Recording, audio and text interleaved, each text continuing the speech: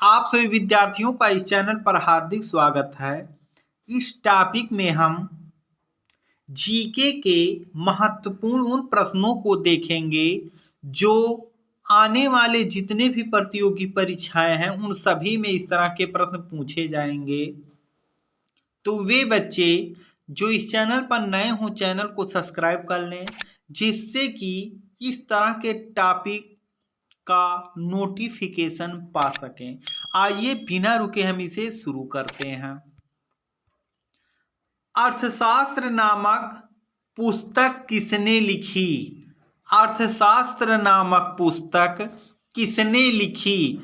Answer आपका होगा चाणक्य।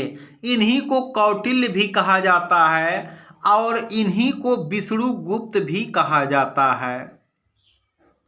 अर्थशास्त्र नामक पुस्तक के जो लेखक हैं वे चाणक्य हैं, उन्हें ही कौटिल्य कहा जाता है और उन्हें विष्णुगुप्त के नाम से भी जाना जाता है।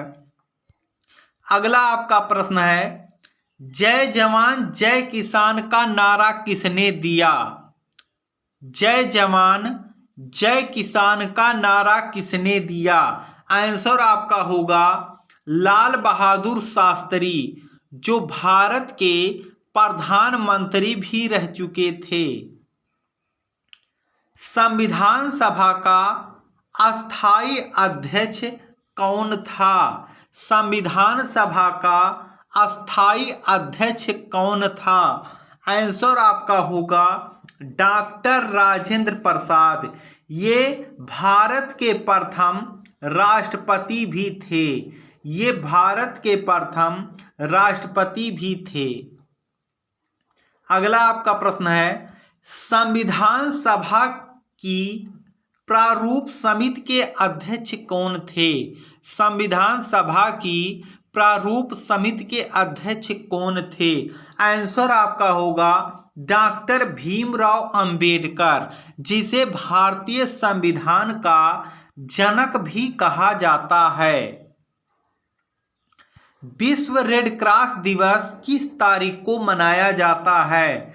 विश्व रेड क्रॉस दिवस किस तारीख को मनाया जाता है? आंसर आपका होगा 8 मई को प्रत्येक वर्ष रेड क्रॉस दिवस मनाया जाता है। सूर्योदय का देश के नाम से कौन देश प्रसिद्ध है? सूर्योदय का देश के नाम से कौन सा देश प्रसिद्ध है?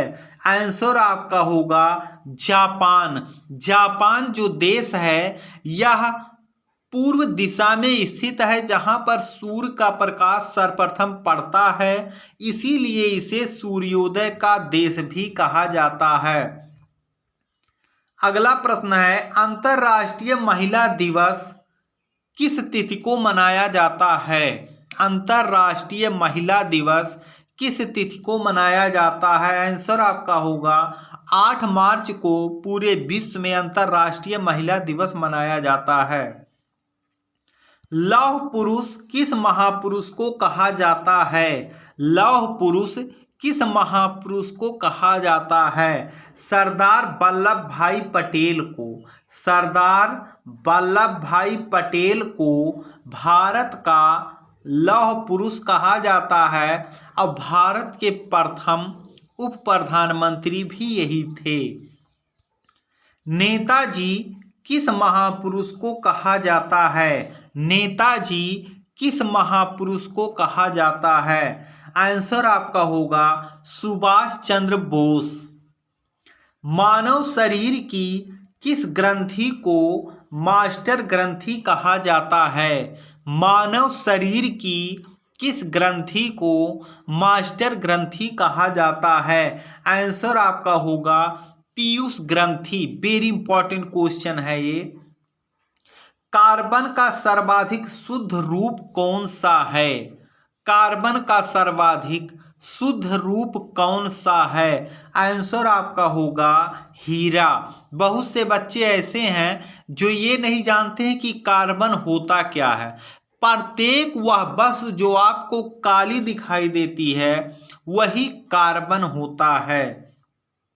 काजीरंगा राष्ट्रीय अभयारण्य काजीरंगा राष्ट्रीय अभयारण्य किस राज्य में है?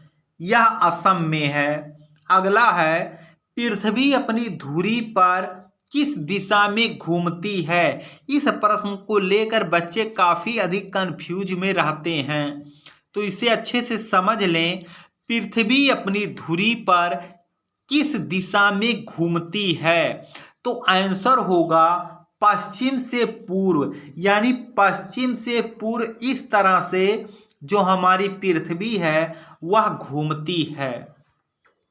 भारत का सर्वोच्च नागरिक सम्मान कौन सा है? भारत का सर्वोच्च नागरिक सम्मान कौन सा है? आंसर आपका होगा भारत रत्न, या भारत का सबसे बड़ा पुरस्कार है। फिल्म के क्षेत्र में दिया जाने वाला सर्वोच्च भारतीय पुरस्कार कौन सा है? फिल्म के क्षेत्र में दिया जाने वाला सबसे बड़ा पुरस्कार कौन है? आंसर आपका होगा दादा साहेब फाल्के पुरस्कार।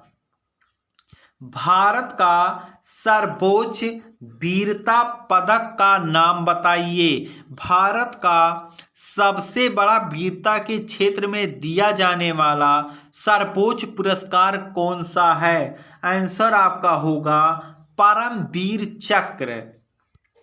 भारत में निर्मित प्रथम कंप्यूटर का क्या नाम है? भारत में निर्मित प्रथम कंप्यूटर का क्या नाम है? आंसर आपका होगा सिद्धार्थ।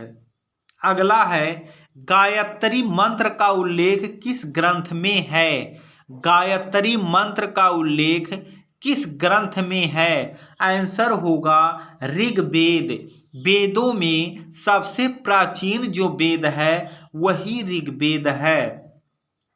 रेशम के कीड़े किस वृक्ष की कोमल पत्तियों पर पाले जाते हैं? रेशम के कीड़े किस वृक्ष की कोमल पत्तियों पर पाले जाते हैं? आंसर आपका होगा शहतूत के पत्तियों पर।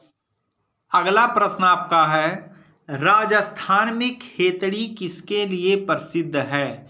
आंसर आपका होगा तांबे की खान के लिए खेतड़ी विश्व प्रसिद्ध है। तानसेन किसके दरबार में संगीतज्ञ था? तानसेन किसके दरबार में संगीतज्ञ था? आंसर आपका होगा अकबर। यह अकबर के 9 रत्नों में से एक था। शिक्षा की किंडरगार्टन पद्धति किसकी देन है? शिक्षा की किंडरगार्टन पद्धति किसकी देन है? आंसर आपका होगा फ्रोबेल की यह देन है। एनसीईआरटी की स्थापना कब हुई थी? सही ऑप्शन होगा सन 1961 में एनसीईआरटी की स्थापना हुई थी। कांसा किसकी मिश्र धातु है? कांसा किसकी मिश्र धातु है? तो यह तांबे और टिन को मिलाकर बनाया जाता है। अगला आपका प्रश्न है, दिलीप ट्रॉफी का संबंध किस खेल से है? दिलीप ट्रॉफी का संबंध किस खेल से है? आंसर आपका होगा क्रिकेट से। एलपीजी का पूर्ण विस्तार क्या होगा? एलपीजी का पूर्ण विस्तार क्या होगा, यानी पूरा नाम बताइए। आंसर आपका होगा लिक्विफाइड पेट्रोलियम गैस। तो इसमें जितने भी प्रश्न आप अच्छे से तैयारी कर लें, क्योंकि सभी प्रश्न वेरी वेरी इंपॉर्टेंट हैं। जो बच्चे जल्द ही प्रतियोगी परीक्षाओं की तैयारी कर रहे हैं और देने जा रहे हैं, इस टॉपिक को जरूर पढ़ लें। आप सभी विद्यार्थियों का वीडियो देखने के लिए धन्यवाद।